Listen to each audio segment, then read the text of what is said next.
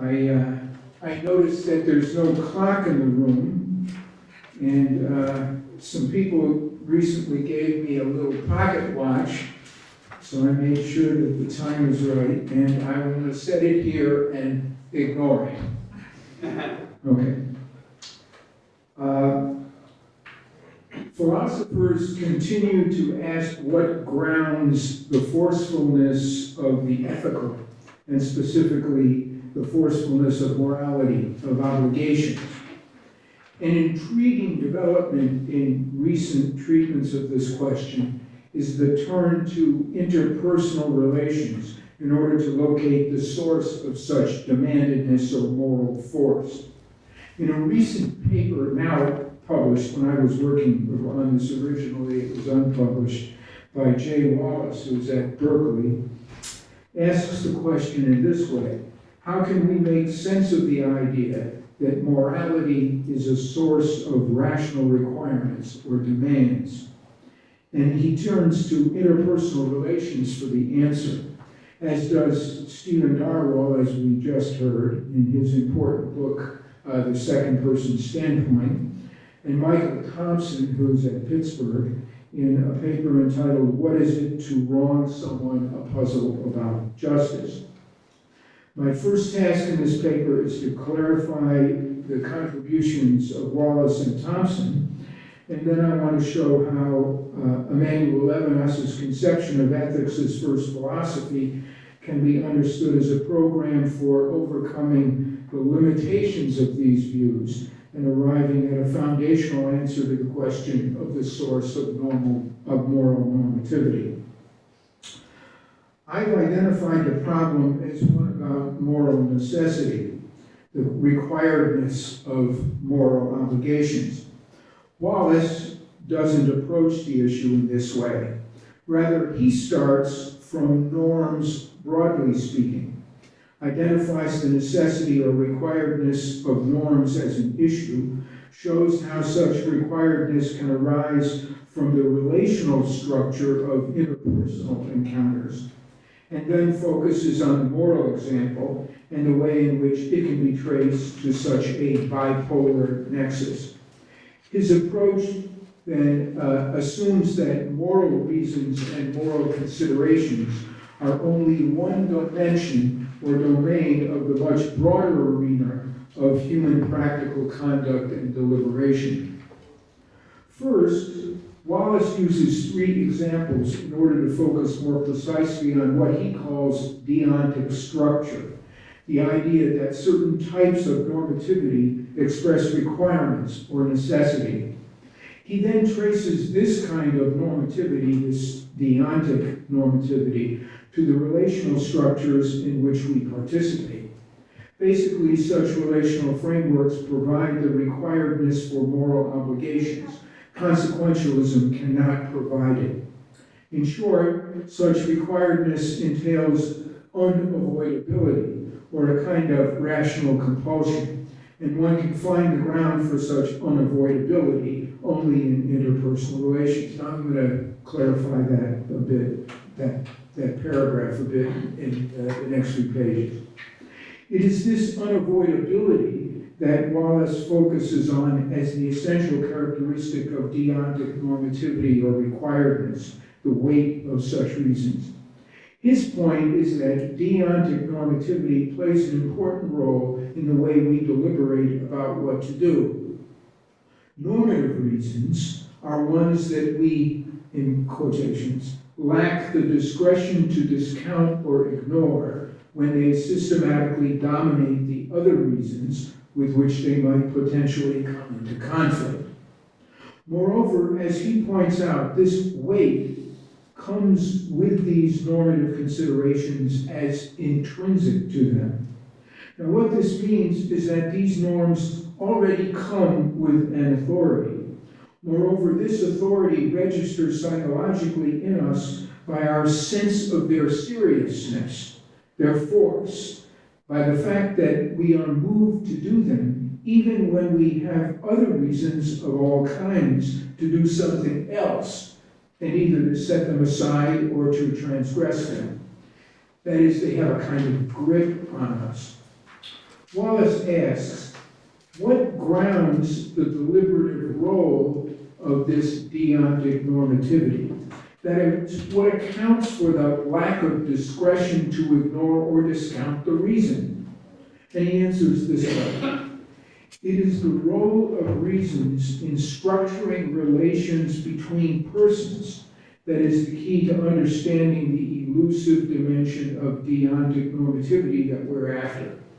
Reasons exhibit deontic structure when they are constitutively implicated in complexes of relational or bipolar normativity.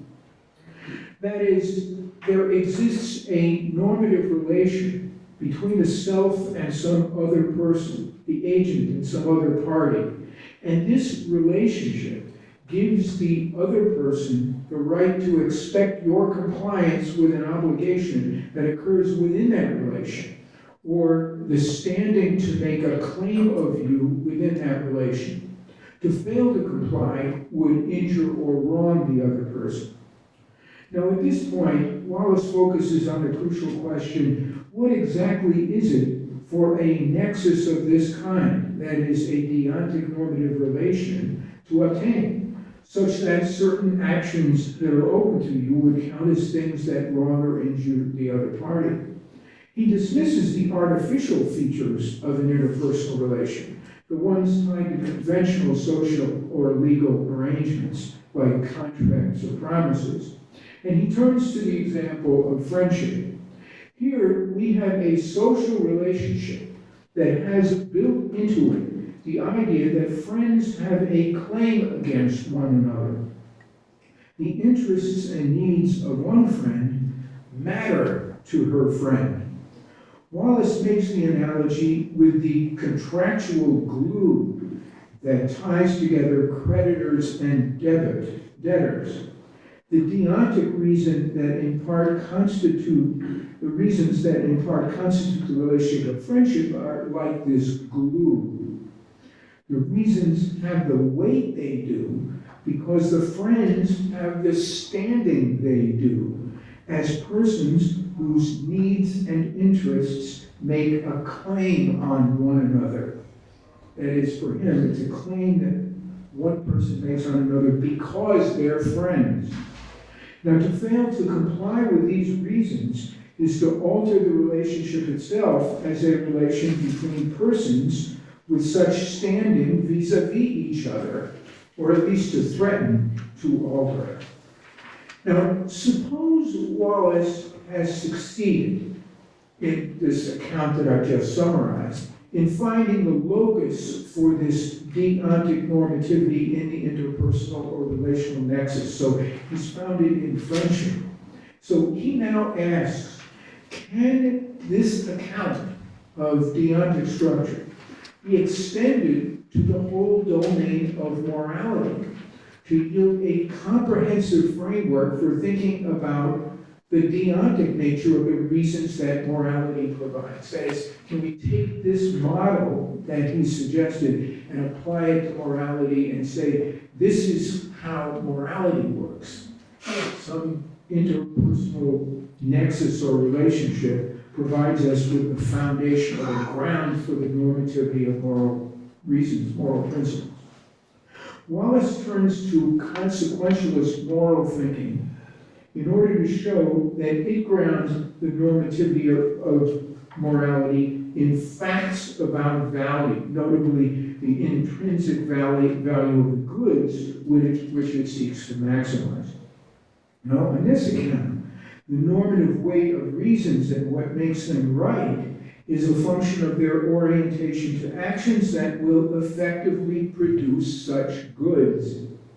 There are, however, two problems that he raises for such a consequentialist account of normativity. The first is that it threatens to include the entire domain of normativity and to leave no room for actions and considerations that are outside the domain of morality.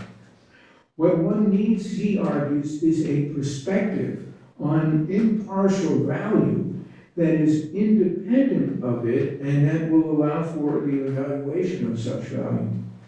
And it's vis-a-vis other kinds of value. A second difficulty concerns the character or moral reasons of their deontic character. Not all normative considerations influence deliberation in the same way. Some take the form of requirements, while others don't. This is a kind of pluralism that Wallace assumes and endorses. If Wallace is right, however, this distinction disappears with consequentialist moral theory, and on such a view, all moral weight is assigned to actions in terms of their instrumental value for realizing goods with intrinsic value. Moral normativity takes one shape only. Okay, so there's just one view of morality. Now, a better alternative, he argues, are the contractualists like Tim Scanlon, for whom moral rightness is conceived in terms of an ideal of human relationship, a relationship of mutual regard, as he paraphrases Scanlon, or mutual recognition, or mutual consideration and concern. Now, according to theories like this, an action is morally right if it enables one to stand in such a relation with others, that is, one of mutual regard, mutual consideration, that is, you have to be concerned about the reasons that you provide are the kind of reasons that other people could also accept or reject. Moreover, some actions are compatible with such relations if they neither promote nor prohibit such relations. That is, the requiredness or weight that we associate with reasons for action arises insofar as the reason is relevant to living within this kind of interpersonal nexus with other persons. Moreover, this conception of the role of such bipolar relationships in morality is not simply teleological. The role of reasons and reason-giving is not simply a means to cultivating such relationships. The process of mutual justification, of giving reasons and receiving them, is constitutive of the relationship which Wallace and Scanlon have in mind. This is what Wallace means when he says that conceiving the interpersonal relationship of this kind as structures of relational or bipolar normativity is analogous to understanding the norms of friendship. The latter, as in case of friendship, is a type of relationship that incorporates certain expectations, capacities, dependencies, and claims. Similarly, with the contractualist relationship between agents that owe reasons to one another. How then does such an interpersonal nexus help us to understand the distinctively deontic structure of morality, that is, the necessity or weight of moral norms? For Wallace, this means, can we explain by considering this relationship, as in the case of Scanlon, of reason giving and reason receiving, the kind of relationship, the human relationship in which that's respected. Okay? How can such an interpersonal nexus help us to understand the discretion to ignore or discount the reasons for action that arise within that relationship? Failing to take seriously a moral consideration that arises within such a relational nexus is not simply a matter of doing something wrong, or even more weakly, a matter of failing a protocol or practice. It's wronging the other person as well as to do her harm and to warrant her moral reaction. Wallace's account depends upon the identification of moral weight, or this deontic normativity in the moral domain, with the lack of deliberative discretion. This clever strategy is one of indirection. Since the normative weight in question is mysterious, the best we can do is to identify one of its results, conduct that reveals its presence, so to speak, like the traces in a cloud chamber. How satisfying is such a strategy? In this case, I would conjecture the strategy of treating the lack of deliberative discretion as an indicator of the weight of moral reasons is too weak. It fails to help us understand sufficiently why the weight of the reasons have the effect that they do. We want to know what reality lies behind this effect, why a normative demand binds us, claims us, moves us. To say that a normative reason removes or impedes our discretion, to ignore it, simply says that it does have the weight, and not what that weight is, or why it has it. But for the moment, let me set this issue aside and turn to Michael Thompson's understanding of the special normativity of the relational nexus. Thompson's paper is focused on the form of judgments that an agent makes when she, in his words, locates herself in the space of reasons as she thinks thoughts about justice. That is, when she, that is the agent, deliberates about what she might do or not do. Thompson identifies this form as bipolar, as in a deliberative judgment that has the form, I have a duty to Y to do A, or I would be wronging Y by doing A. He calls such statements instances of bipolar normativity. In such cases, the agent considers not simply what is wrong or required to do. She deliberates also about how doing A, or performing a certain act, is something she owes to Y, or how doing A would harm or injure Y. Thompson calls these kinds of judgments dechiological, okay? That is justice producing, I guess, or something, or injustice producing. And he distinguishes them from the monadic kind, which he calls deontological. So you can perform a wrong, but that's just a monological deontic consideration. But if in performing the wrong, you're wronging someone, then that's dechiological. The weight of obligation in the bipolar cases arises from the relationship between the agent and the other person. It's not simply a function of satisfying or transgressing some rule. I go to the next paragraph. Thompson argues for some interesting features of this bipolar normativity or nexus. One of them is that the bipolar nexus extends beyond morality. In his words, customs, practices, and institutions of quite various kinds can give rise to our bipolar linkages. That is, one can wrong another person in many different ways, in a context of etiquette, or in one of law, or in a game. Morality is but one of these for Thompson.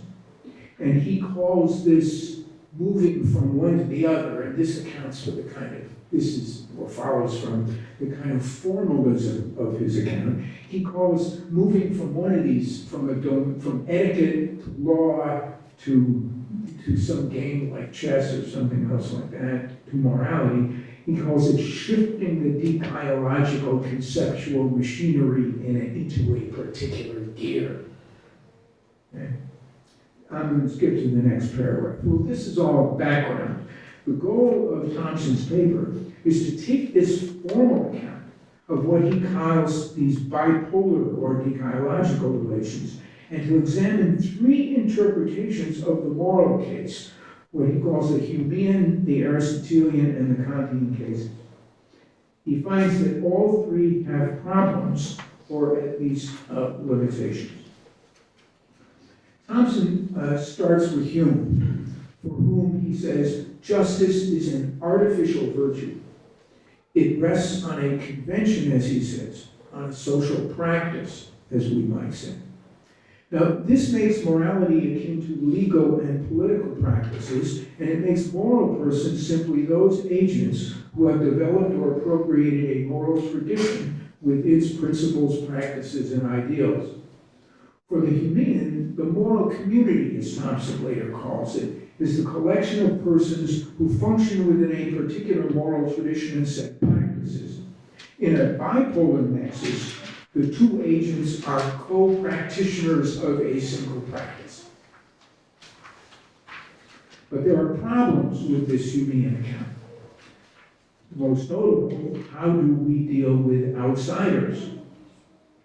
Either we rely on principles which we take to apply across the boundaries of such communities of practice, that is, thinking that perhaps there's some kind of larger convention that various moral traditions share, or something like that, or we forbid such bipolar moral relations, and we just can't do moral comparisons right across moral traditions.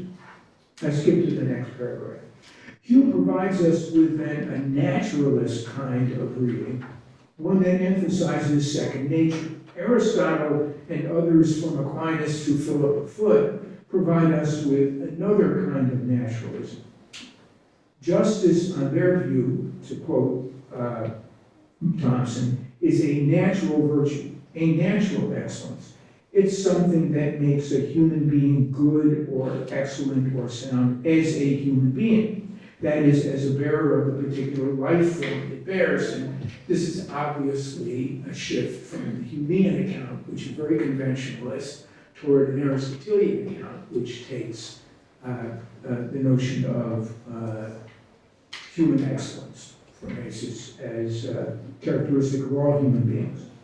To wrong someone then is to fracture in some way the relation one has to another human being, another person who shares the same life form as you do. To be sure, the relations between persons are not strictly natural in some narrow biological sense. They can also be shaped by cultural and social practices that operate within human communities. But whereas Hume's attention is on the diversity of cultural and social practices, Aristotle's is on the commonality of such practices across all human species. Here then, there are no outsiders, at least not human ones. Thompson noticed several difficulties with Humean naturalism. I'm going to skip the next couple of sentences. One is that, in a way akin to the problem of the outsider for the Humean, the Aristotelian has the problem of speciesism, right? Of transhuman outsiders, those with whom we might one day have interactions and toward whom one would want to prohibit laws but couldn't. Finally, Thompson turns to what he calls the received conception, a family of interpretations that includes Kantian and neo-Kantian variations. That's not neo-Kantian in the traditional sense, but in more modern sense, including people like Korsgaard and others. Here, the persons that populate the order of right, that is the deontological order, are, as he says, the class of all agents, or all rational animals, or all rational animals who can act on principle, or all persons in the monadic sense of Boethius or Strawson or Frankfurt. The manifold of persons who populate the order of right on this view is defined not in terms of some culturally or historically defined practice or tradition, nor is it defined by some conception of naturalist conception of human nature. Rather, the conception of a person here, the one that the Kantian uses, is more wide and abstract. It's potentially extendable far beyond the confines of class of human beings to all rational beings. Okay, and I skip the next sentence. I'm over to the next page. Here the problem is that such a thin notion of agency might not be substantial enough to bear the bipolar normativity that we've been discussing, one that concerns wronging another, having duties toward the other. What's harmful or injurious about wronging the rational agency of the other, one can understand the weight of moral responsibility for coming to another's assistance, when this means providing them with food or shelter. But what is it to come to the aid of their rational agency? Now I want to turn to Levinas. Both Wallace and Thompson approach the domain of relational or interpersonal morality, if we might call it that, indirectly. Thompson provides a formal characterization of interpersonal relations and critically applies 3 accounts of the moral version of such a relational nexus. Wallace contrasts relational with what he calls aspirational deontic reasons. It provides then a functional role for relational reasons and then turns to the moral case. Remember, Wallace said that there were lots of other cases, right? Etiquette and various other things. Which now, this indirection distinguishes both from Levinas, who begins with what he calls the face-to-face encounter, which at first glance might appear to be his expression for what they call the relational or biological moral nexus. But their difference of approach is important. That is, the difference of approach between Wallace and Thompson on the one hand and Levinas on the other. And it's important for three reasons. I'm going to skip the rest of this paragraph, which just tells you what they are, and go on to elaborate them a bit on page 11, the next page. First, Levinas regularly refers to the face-to-face encounter of a particular subject with a particular other person as anarchic, primordial, and originary. What does he mean by such terminology? With respect to what is the face-to-face fundamental or a radical beginning in some sense? One possibility is that Levinas is saying that one type of experience or relationship that we have with other persons is more fundamental than other types of experience or relationship that we have with them.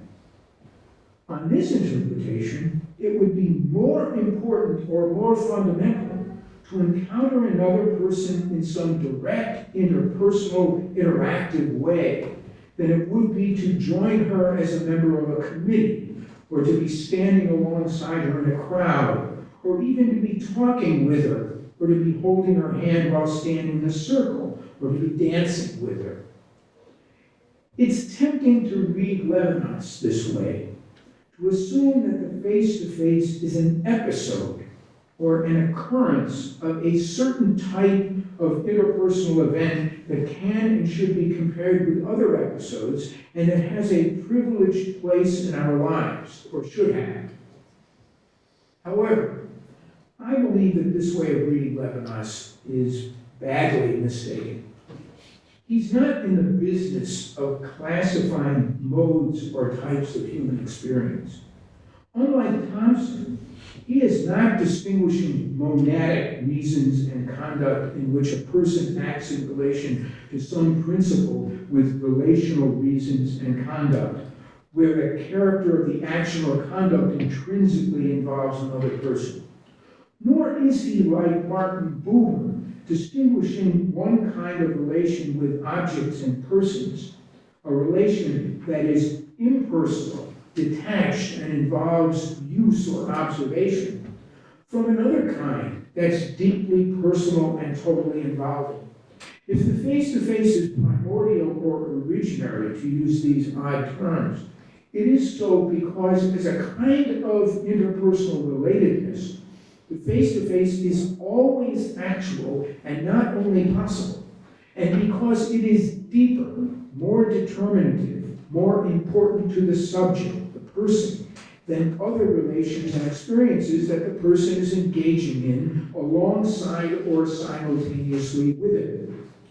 Levinas will often refer to the face-to-face as a horizon of meaning that is regularly occluded or hidden from view and from satisfactory expression in our ordinary daily lives. It is a transcendental condition or presupposition of ordinary experience and ordinary relations. Hence, it is primordial or originary, at least in the sense that it is basic to ordinary social interpersonal life.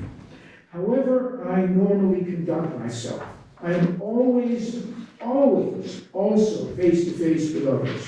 Whatever I am doing, it is also always done with respect to each and every other person. In this way, the face-to-face is not one domain of interpersonal relationships. Rather, it is all of them at their fundamental level, so to speak. Or to put it differently, the face-to-face is a structural dimension of all social experience.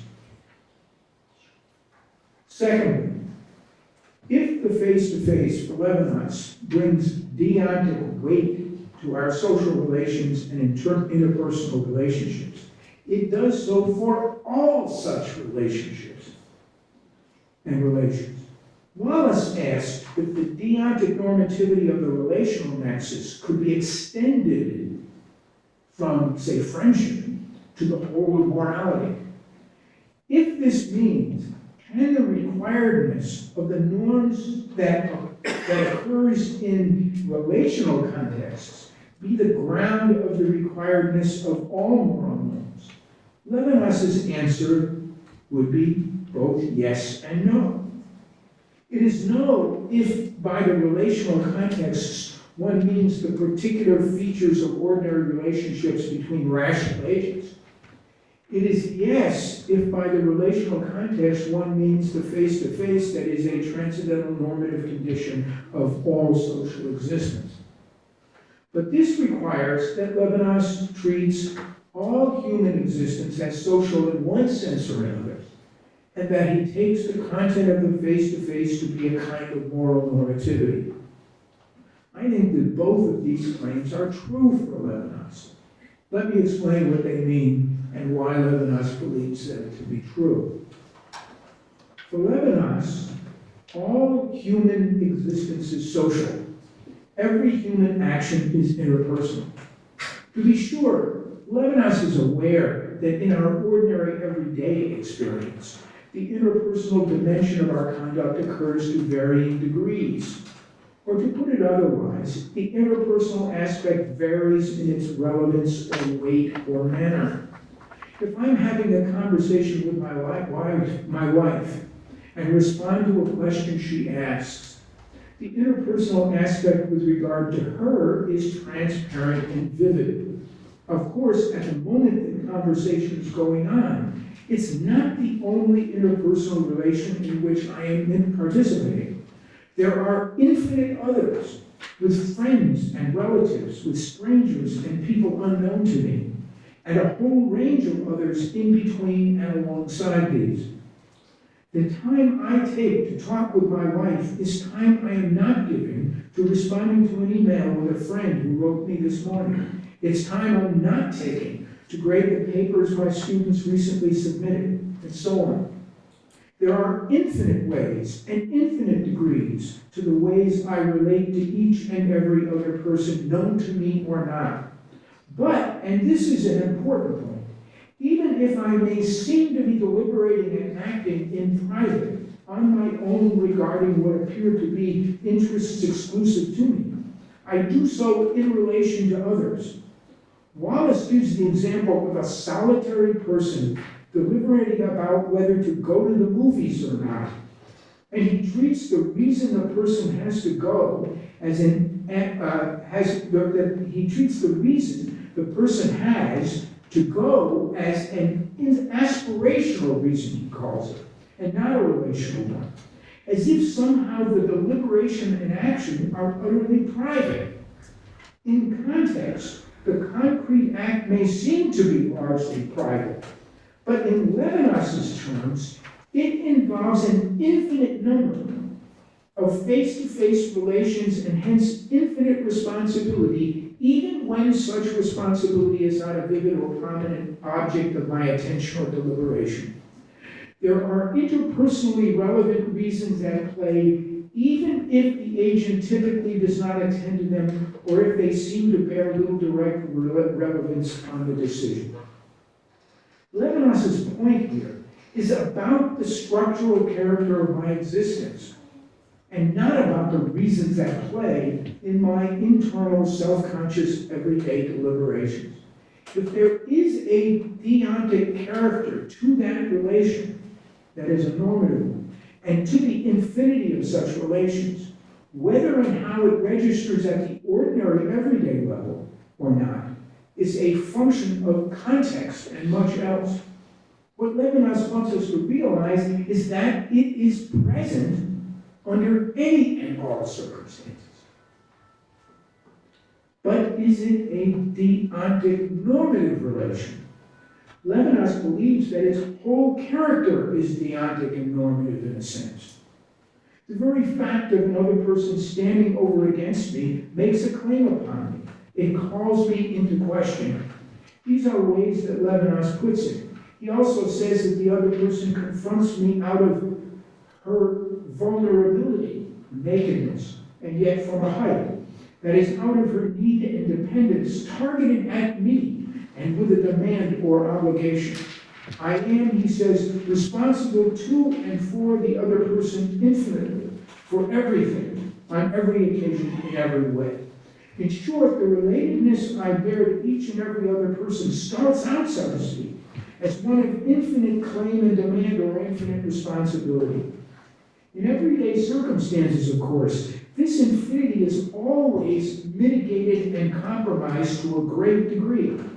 But rather than take us originally to be nuclei of infinite desire or interest, say in the Hobbesian model, and then to try to understand our everyday lives as constantly qualifying such self-centeredness, Levinas treats us as nuclei of an infinite responsibility that is in ordinary life constantly qualified obligation to the other. Furthermore, this requiredness of generosity or giving or kindness, whatever one wants to call it, however one wants to characterize it, it is not grounded in anything other than in this, my fundamentally demanding relatedness to the other person. There's nothing more basic to my existence than this demand and need directed at me from the other person, nothing more basic to the weight of moral deontic normativity. Hence, if the face-to-face is ethical through and through, this means that all our existence is as well. There is a moral dimension to everything we do and every moment of our lives. Ethics is more primary than ontology. Third, the face-to-face is not the same as the dikaiological order, as Thompson describes it. This order, Thompson's conception, is the relational nexus insofar as it gives rise to moral judgments such as X wrongs Y by doing A, or X has a duty to Y to do A. But for Thompson, these judgments are formally characteristic of the relational nexus even when it is not dikaiological, and they are not moral ones. That is, they could be legal ones, for example, or religious ones, or ones appropriate to ritual contexts, or customary practices, or etiquette. For Levinas, there's a face-to-face dimension to all interpersonal relations within all of these gear shifts. Moreover, something within the face-to-face grounds moral requiredness and moral accountability. These features are not brought to the relational nexus by a shift to the moral, or to the particular dikaiological order, as he tried to show in the case of the Humean, the Aristotelian, and the Kantian, by some specific interpretation. Now it's time to ask how this is the case. What about the face-to-face, or the encounter with transcendence, with the infinite, as he calls it, makes it ethical? What does it mean for the face-to-face to be ethical? How is its ethical character related to the experiences and relations of everyday life? Levinas gives this account of the ethical character of the face-to-face. When the face calls me into question, it says to me, "Thou shalt not murder." This formulation, very well known, of course, of what the face means to the self, can be and has been easily misunderstood.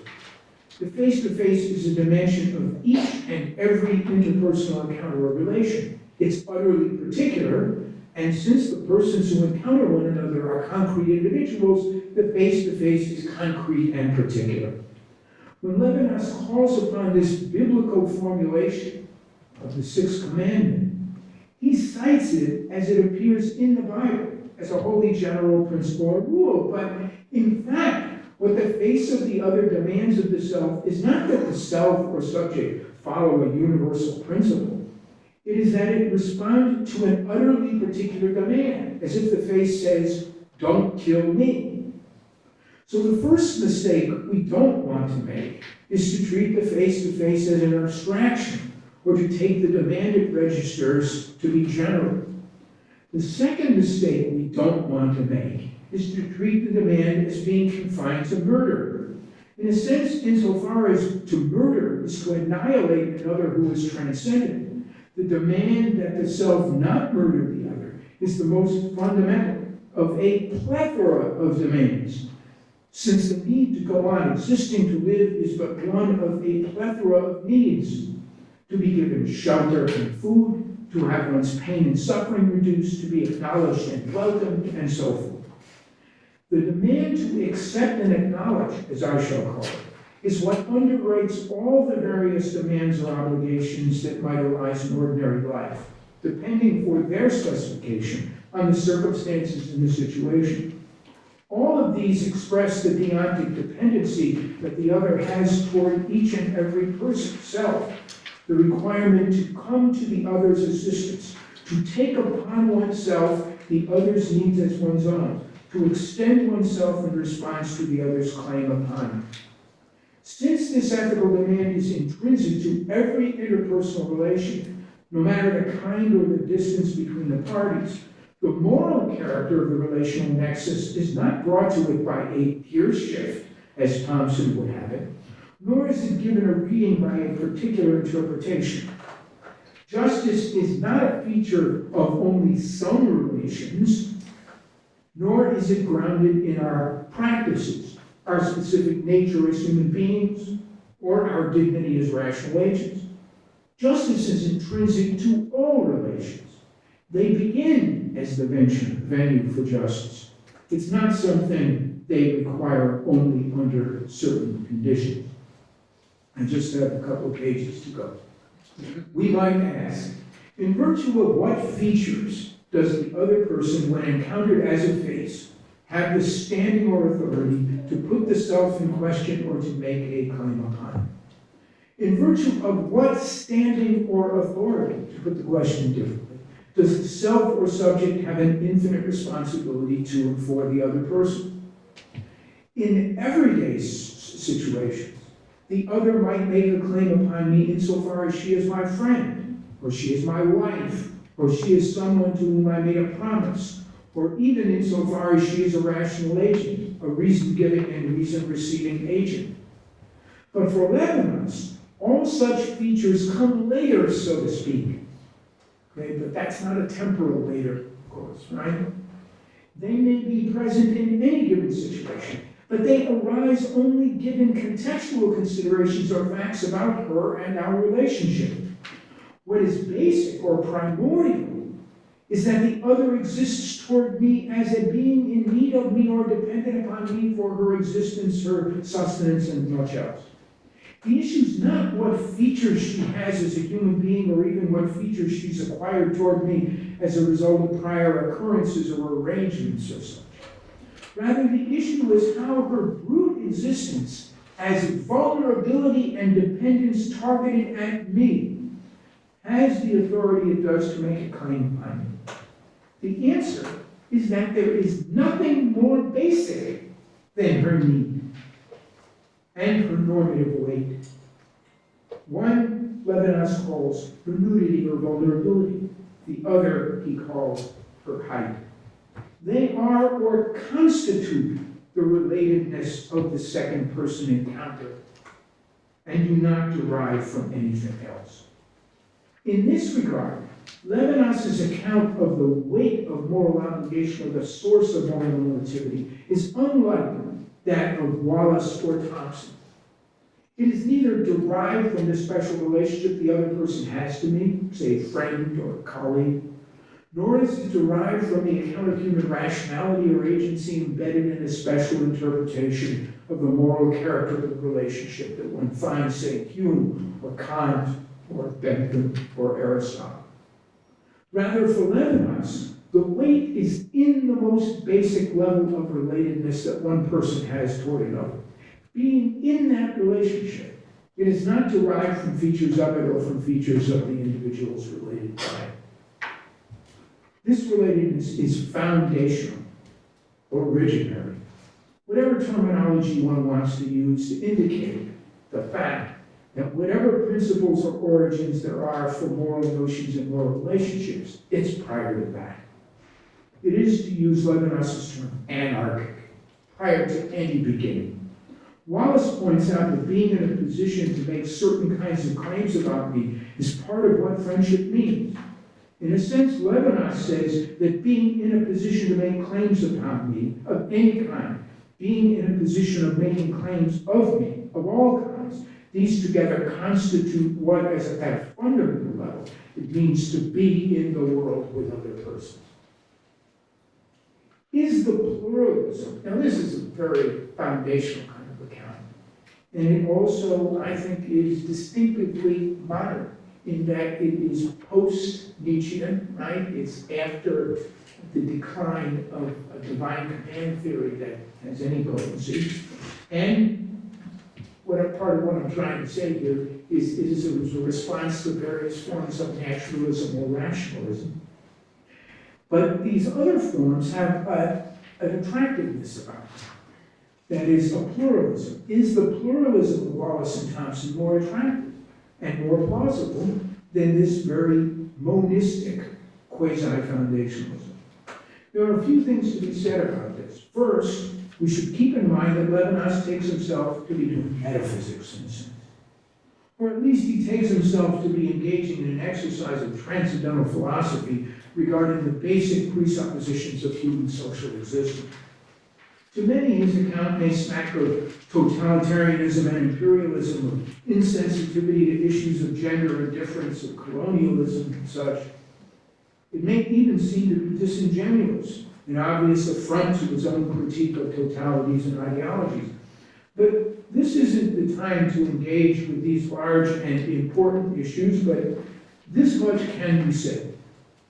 For all of his monism at the foundational level, Levinas is radically particularist about ordinary, everyday experiences, deliberations, and actions.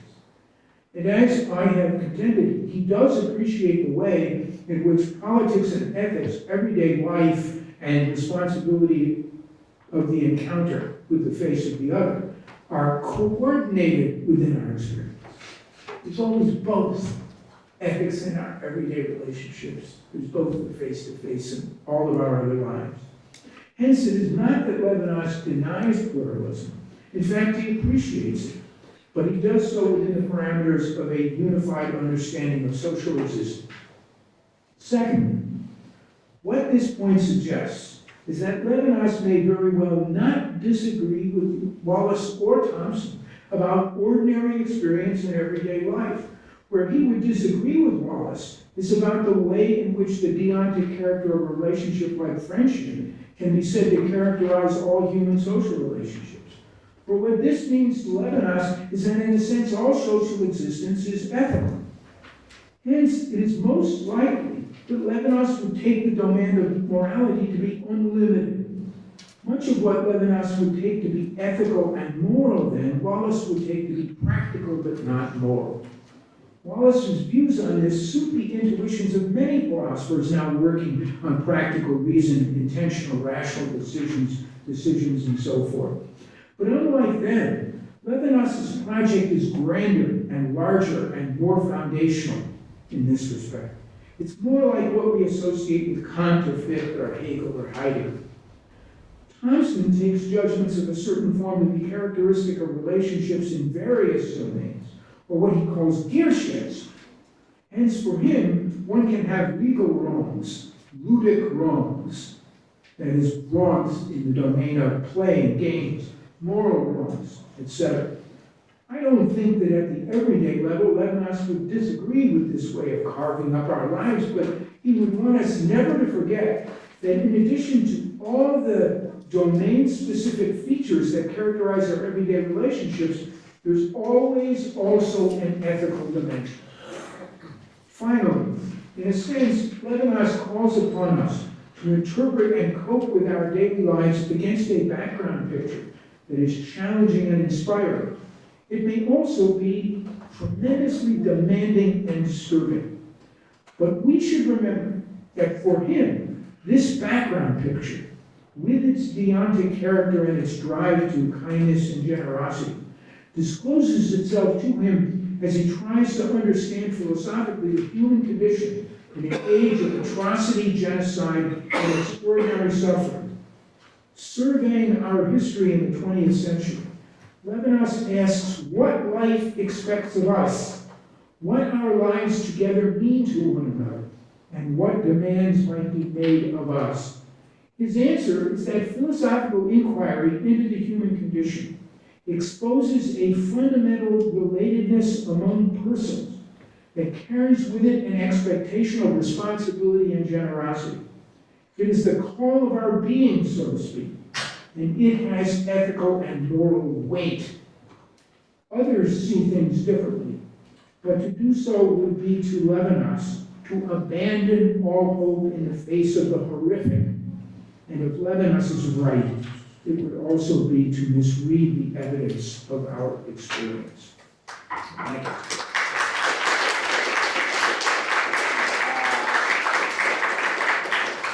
We are delayed and almost out of time.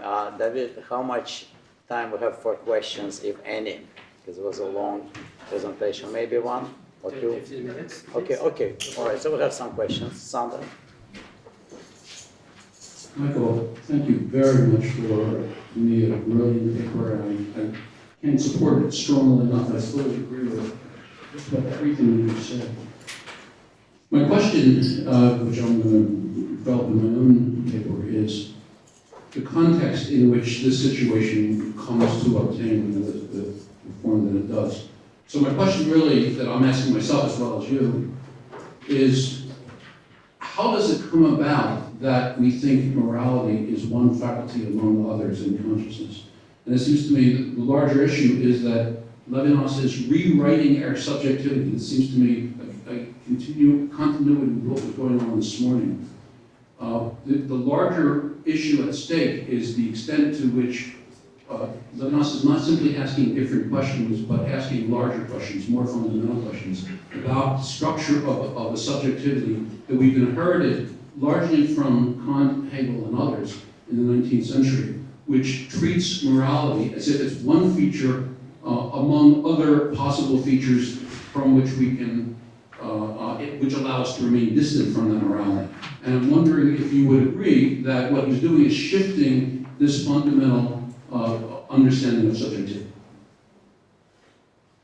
I think that's a great question. Let me just say,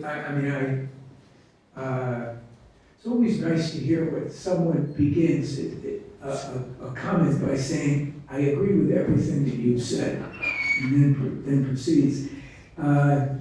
Usually to unravel the whole thing, but you didn't, thank God. I'm a pretty simple guy, and I like to think in simple categories and simple principles. So maybe this comes from having taught at a state institution my entire life. You try to simplify things and develop little kind of pictures, right? One of the great accomplishments of Kant from the point of view of a lot of subsequent moral philosophy really is the discrediting of the proofs for God's existence as speculative proofs. Because what it means is that it makes room in morality for another foundational principle. Now, for Kant, this was a matter of coordination, right? But viewed from the point of view of 20th century thinkers, philosophers, who live in a world where the social sciences are very much separated from philosophy, and philosophy is increasingly in the business of partitioning up human experience and developing a philosophy of, right? So philosophy of music, philosophy of art, philosophy of religion, philosophy of this, philosophy of that. It looks like Kant's was a tremendous achievement because it suggested that you're going to have to look someplace else for the foundations of what it is that makes morality distinctive and powerful and effective, right? What gives it its force. And for Kant, and then to a certain degree for Hegel, as I understand it, and then for a number of other philosophers, that was rationality. And when rationality came to seem too narrow, we had a division among those who developed an account founded on some other natural principle, say human preferences or desires or something like that, or alternatively, human societies and their social structure and whatever. Okay? So the dominant pitch of moral philosophy in the 20th century is towards some kind of naturalism or rationalism. And one of the accommodations is always to narrow the domain that needs to be explained. Right? So considerations about that would have been appealing, say, to Aristotle as falling under a very embracing understanding of what it is to be a human being, now become partitioned. There are other considerations, like an interest in art, or an interest in puzzles, or something like that, or an interest in mathematics, right? One of the, I think, the strengths of Levinas's account is, I think there are two great strengths. One is for him to say that this is not, I mean, if you start with an account of the human existence, it is going to have a normative character to it, and that is going to be present in every experience that you have, to one degree or another. And the second strength is to claim that that normative experience has something to do with your relationships to other people. And therefore, we're not going to have to worry about developing morality far enough to embrace enough of the considerations that we wanted to embrace. Also, and therefore, I think you're right. He is a return to something kind of pre-modern in a funny sort of way. But he's doing it in a very, very modern way. And I think what's helpful about looking at him in terms of figures like Wallace and Thompson in these two papers, and as we've done this morning with Steve Darwall's book, is that for all of them, this is a small little province.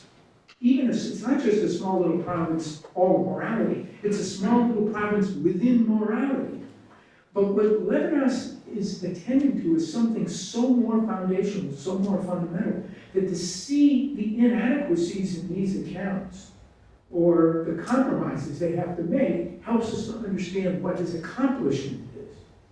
Now, mind you, in order to see his accomplishment this way, I think you do have to adjust some of his hyperbolic language, right? You have to rethink some of that. And some people don't find that compelling. So I couldn't agree with you more. I spoke in terms of a relationship that's foundational. You spoke in terms of rethinking subjectivity, in a way that doesn't necessarily compartmentalize morality. I think there's a difference, there's no question, between the ethical and the moral, even for him, right? But I wasn't so cognizant of it, but I've just Joanne? a short question. First of all, thanks for your writing paper, and I would like to ask you about what you characterized as Levinas' monistic quasi-fundamentalism. Although you were cautious, you said quasi. Yeah. So I wonder if it can apply to Levinas, because monistic, I mean, there are different figures of alterity and different kinds of relationship. And you spoke about Wallace and Thompson and this tradition as talking about different kinds of relationship in today's everyday life. So this is a pluralism, a part of the pluralism to me. But I guess there is kind of things like that in Levinas. And for the nationalism, because you yourself you spoke about anarchy and also immemorial, and so I'm asking if you said quasi, but I think maybe you wanted. It's obvious that you wanted to contrast between the two approaches. Well, I was happy enough with calling. I didn't qualify the monistic. I mean, I do think he's a monist about human existence, right? I mean, it's one conception of human existence that I think, in terms of this condition, right? I think he thinks in everyday experience, human existence is very diverse and very pluralistic, right? But in terms of a foundational structure, so to speak, that underlies it all, there's one. The quasi was for the following reason. There are, I think, I didn't want people to make the mistake of thinking, people who say don't know a lot about Levinas, but say to themselves, well, who might I think he's like, right? I didn't want him to be confused with those moral and political philosophers who take this foundation to provide a ground of derivation for various kinds of social or political principles. So I didn't want him to be confused with Habermas or Rawls or anybody like that. You don't derive social existence from the face-to-face. Face-to-face and social existence exist together, and each one is non-reducible to the other, right? They limit each other, they constrain each other, but they're non-reducible to one to the other. And Levinas has no systematic social philosophy and no systematic political philosophy. I think his ethical, the ethical character of our social existence provides him with a ground for critique. And that's why I called it quasi-foundational. Because it's a kind of foundation, but it's not one from which you derive, principles or structures or institutions. As I'm reading. Mark. Yeah. Oh. Non, mais je reviens. I know it's getting close to lunch, so I'll try to be Sorry, really Francis, I'm not even sure that I should ask a question considering the time. But then I want to thank you for your way of justifying Levinas through all the trajectory of your talk. You began with the people who are trying to counter the limits of consequentialist approaches, and they claim that our moral assessment has to be seen as related to our relations. And you showed very clearly that people starting from this point, which is a very good point, have a tendency to try to ground ethics in our relations, taking these relations as something which is effective and going on in the world, and which in this condition is enough for grounding ethics. And you show very clearly that it doesn't work that way. And then you skip to Levinas. And in Levinas, you find a way of making this grounding operational. And everything you said, I was most of the time completely agreeing with it.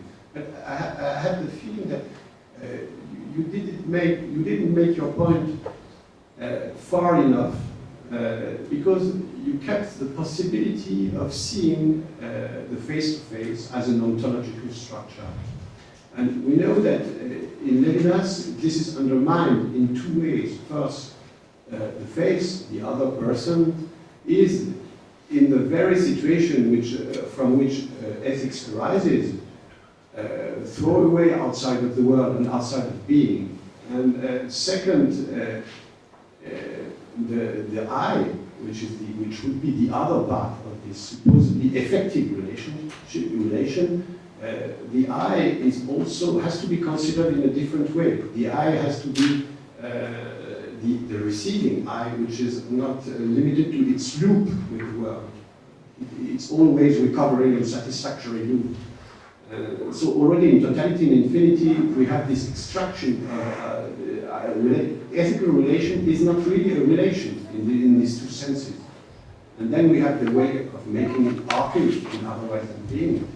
And it's even less circumstantial, less effective in a way, because we don't have a real position of two partners. In a way, we have the responsibility for the other, which is explained without this consideration of this actual relation. And so, at the end of the talk, you seem to admit of this otherwise than being character of the grounding. And I think I would simply like to complete your talk by adding that this transcendental grounding is not supported by anything. We are not going to claim that really the for the other is an ontological structure of the I. We are not going to say that anything in our actual relations support this structure which has been disengaged by Levinas. And even without any ontological support, we may have it as a grounding for what we call morality. And even in that way, it may give sense to the whole realm of human existence. So if you agree with my addition, then I would completely agree with you. I think you were very fair, except in one not so tiny point. I think I said that.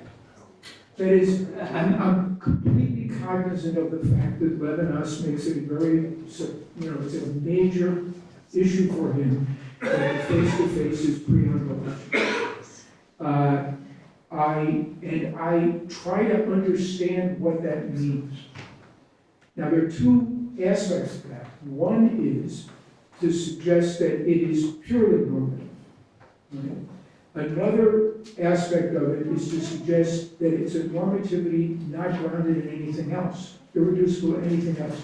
I think I made that point really clearly, that I think that's fundamental. I think it's part of what he's saying by saying it's pre-ontological. And the final thing is, nonetheless, in trying to illuminate what emerges from it in its place in our everyday lives, one has to rely upon metaphorical expressions or some kind of expressions to draw out what the significance of its impact is on our everyday lives. And I very briefly did that in terms of vulnerability and dependence on the one hand and the height of its force on the other. There's a lot more to be said about that. But I don't think that he shies away from that either. So, in the end, I found a lot to agree with what he said. Okay, thank you.